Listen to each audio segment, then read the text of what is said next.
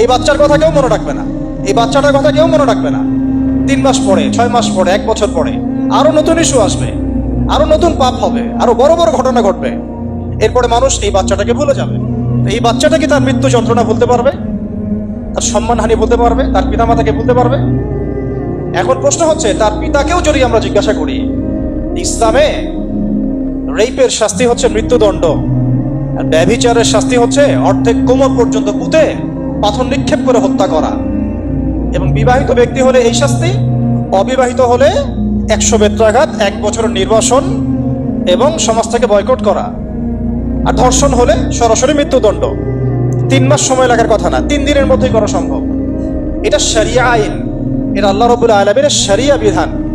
এখন তারাও কি এটাতে রাজি হবেন? যারা শোক প্রকাশ করছেন তারা কি এই বিধানটা কার্যকর করতে রাজি হবেন? যে ধর্ষককে সবার সামনে প্রকাশ্যে মৃত্যুদণ্ড দেওয়া হোক, শরিয়া আইন কার্যকর করা হোক? রাজি হবেন না। কারণ আপনারা বলবেন এটা করতে গেলে বাংলাদেশ থেকে মৌলবাদী রাষ্ট্র হয়ে যাবে। তো সমস্যার গোড়ায় আপনারা যেতে চান না, ডালপালা নিয়ে নাড়াচাড়া করেন।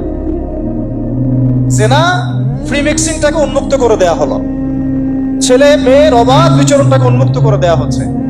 একটা চরম ক্ষুধার্ত মানুষদের সামনে যদি আপনি খাবারকে উন্মুক্ত করে রাখেন, এরপরে যদি কেউ জোর করে খাবার খেয়েও ফেলে, শুধু কি আপনি খাদকের দোষ দিবেন?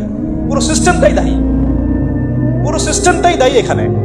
আপনি নারী পুরুষকে অবাধ মেলামেশা দিয়েছেন, ফ্রি মিক্সিং এ দিয়েছেন, একদম ছোটবেলা থেকেই, স্কুল লাইফ থেকে, কলেজ লাইফ থেকে, ইউনিভার্সিটি লাইফ থেকে, জব সেকশনে, এমনকি রাজনীতি করতে গেলেও কর্পোরেট সেকশনে, ব্যবসায়িক সেকশনে, অফিস আদালতে, সব জায়গায় ফ্রি মিক্সিংকে অবাধভাবে আপনি উন্মুক্ত করে দিয়েছেন, আমরা উন্মুক্ত করে দিয়েছি।